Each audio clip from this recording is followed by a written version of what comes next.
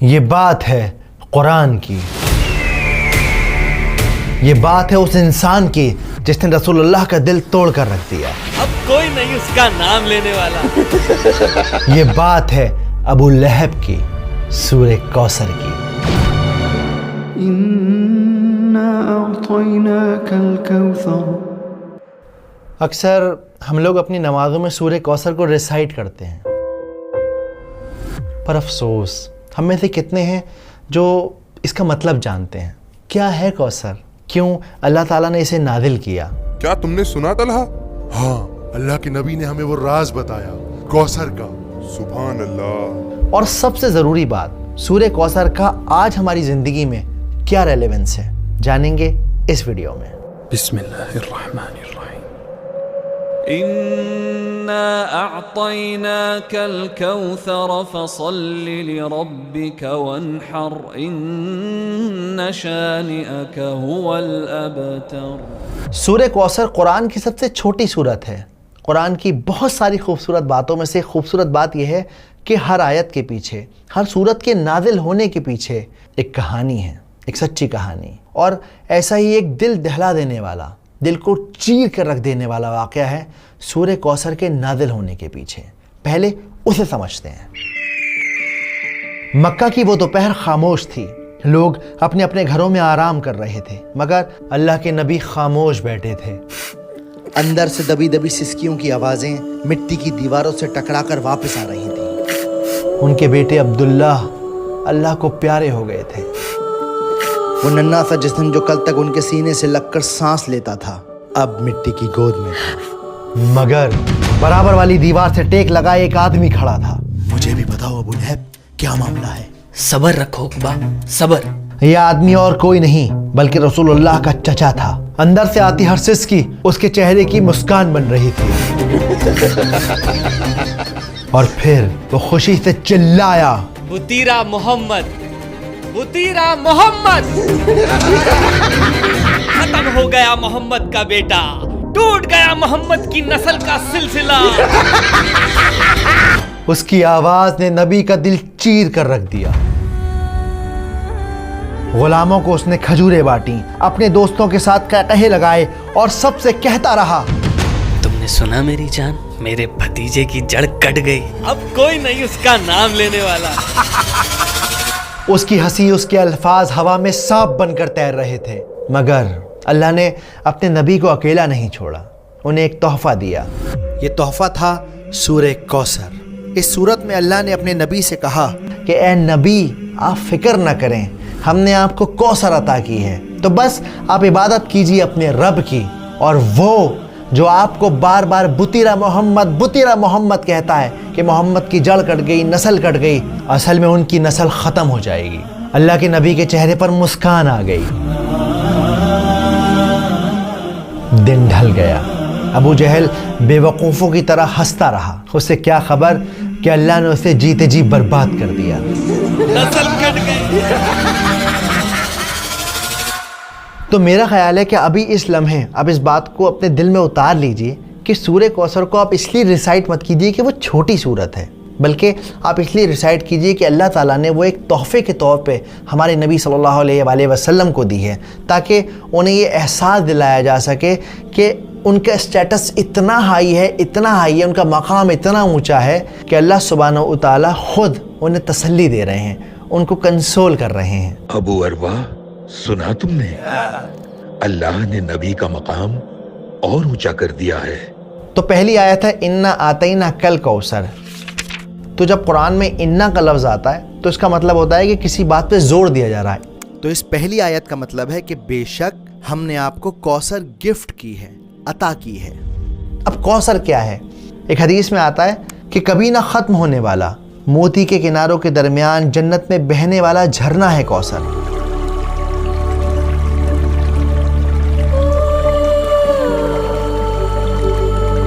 جس کا پانی برف سے ٹھنڈا ہے، جس کا پانی شہد سے میٹھا ہے، اور جس کا پانی دودھ سے زیادہ سفید ہے، وہ ہے کوثر۔ اب یہاں پر آتینا کا جو لفظ ہے اس کا مطلب ہوتا ہے تحفہ دینا، گفٹ دینا۔ اگر آپ آج کے ماڈرن دور میں سائیکولوجیکلی دیکھیں تو دنیا میں انسان किसी भी इंसान को 7 वजहों से गिफ्ट देता है। सिर्फ 7 रीज़न है जिसकी वजह से हम एक दूसरे को तोहफे देते हैं। जैसे किसी से काम निकलवाना हो, किसी की शादी हो, कोई फेस्टिवल हो, या फिर किसी के साथ ताल्लुकात मेंटेन करने हो, या किसी ने कोई अच्छा काम किया हो तो शाबाशी देने के लिए आप तोहफा देते हैं। लेकिन अल्लाह सुब्हानहू व तआला यहाँ पर आप सल्लल्लाहु अलैहि वसल्लम को जो तोहफ़ा दे रहे हैं वो तोहफ़ा इस वजह से दे रहे हैं कि वो उन्हें इम्पोर्टेंस फ़ील कराना चाहते हैं कि सारी कायनात में आप बहुत ज़्यादा इम्पॉर्टेंट हैं, इतने इम्पॉर्टेंट हैं कि अल्लाह रब्बुल इज़्ज़ा आपको ख़ुद कंसोल कर रहे हैं, आपका मकाम ऊँचा कर रहे हैं। कौसर जन्नत का झरना तो है, इसके अलावा और क्या तोहफ़े दिए हैं अल्लाह ने? अल्लाह सुब्हानहू व तआला ने हमारे नबी को कुरान दिया है जो हमेशा रहने वाला है और आज भी हमारे साथ और हमेशा रहेगा। इसके अलावा और क्या तोहफे दिए हैं अल्लाह ने? और सबसे बड़ा तोहफा ये है, अल्लाह ने अपने नबी का नाम ता क़यामत जिंदा रखा है, अपने नाम के साथ जोड़ दिया है नबी का नाम। वाकई सुभान अल्लाह। इसके अलावा उन्हें बेटियां दी हैं। बार बार अबू लहब कह रहा था कि बुतीरा मोहम्मद, कोई लड़का नहीं है उनका, क्या नाम चलेगा उनका? लेकिन आप देखें आज भी हम अपनी बच्चियों के नाम आप सल्लल्लाहु अलैहि वसल्लम की बेटियों के नाम पर रखते हैं, आज भी उन्हें याद करते हैं। रुकैया, फातिमा। इसके अलावा अल्लाह सुब्हानहू व तआला ने आप सल्लल्लाहु अलैहि वसल्लम को सहाबियों को तोहफा दिया जो उनके साथ खड़े थे, जिन्होंने अपने जिस्मों पे चोट खाई सिर्फ इसलिए क्योंकि इस्लाम हक की राह थी, क्योंकि नबी का पैगाम था। तो इन्ना आतेना कल कौसर। अगली आयत फसल्लि लिरब्बिका वन्हर। तो अब जब हमने आपको तोहफा दे दिया है तो आपको क्या करना चाहिए? आपको चाहिए कि अपने रब की इबादत करें और क़ुरबानी करें। देखो जनरली दुनिया में 2 तरह की इबादतें होती हैं, एक होती है प्राइवेट इबादत, एक होती है पब्लिक इबादत। प्राइवेट इबादत क्या है? नमाज पढ़ना, तहज्जुद पढ़ना। पब्लिक इबादत क्या है? क़ुरबानी करना, उसका गोश्त लोगों में बांटना, लोगों की मदद करना। तो अल्लाह सुब्हानहू व तआला इस आयत के अंदर इन दोनों इबादतों का जिक्र कर रहे हैं। अब यहाँ पर ये जो वनहर का लफ्ज़ है इसका मतलब होता है क़ुरबानी देना। इसीलिए ईद उल अधा के दिन को यानी कि बकरीद के दिन को यौमुन नहर भी कहा जाता है, यानी क़ुरबानी का दिन। तो फसल्लि लिरब्बिका वन्हर, इबादत कीजिए और क़ुरबानी कीजिए। और तीसरी आयत है इन्ना शानियका हुवल अब्तर। स्कॉलर कहते हैं कि जो शानिया का जो लफ्ज़ है, शानिया, उसका मतलब होता है दुश्मनी, लेकिन ऐसी दुश्मनी कि इंसान उसके अंदर अपनी अकल खो दे, उसका दिमाग काम करना बंद कर जाए। अब आप नोट करिए, अल्लाह के रसूल के घर में एक इंतकाल हो गया है, लेकिन ये अबू लहब ये मजाक उड़ा रहा है, मिठाइयाँ बांट रहा है, उसकी अकल ने काम करना बिल्कुल बंद कर दिया। एक इंसान की जो बेसिक ह्यूमैनिटी होती है वो उसकी अकल काम नहीं कर रही। इसकी आज के दौर में मिसाल है जो इज़राइल कर रहा है, छोटे छोटे बच्चों को मारना, बूढ़ों को मारना, लोग खाना लेने आ रहे हैं उन्हें ख़त्म कर देना। तो ये शानियाका वाली नफ़रत है, ऐसी नफ़रत है जिसमें इंसान का दिमाग काम नहीं करता, वो अपने गुरूर, अपने जुनून, अपने ईगो में रहता है। तो अल्लाह ताला क्या कहते हैं? इन्ना शानियका हुवल अब्तर। और ये लोग, ये लोग जो आपको कहते थे कि आप अब्तर हो जाएंगे, आपका नाम नहीं चलेगा, कोई आपको नहीं पूछेगा, वो खुद अबतर हो गए। वो जिसकी जड़ कट गई, जिसकी नस्ल ख़त्म हो गई, जो बर्बाद हो गया, जिसको कोई पूछने वाला नहीं है। और जो इस बात का सबूत है कि रसूलुल्लाह को सारी दुनिया जानती है और अबू लहब को हम लोग जानते हैं, लेकिन लानत के साथ उसका नाम लेते हैं।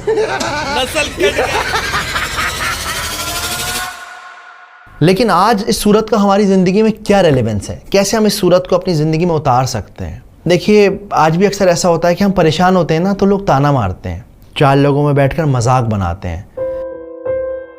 इवन जब घर में बेटियां पैदा होती हैं ना, तो अपना माथा पीट लेते हैं।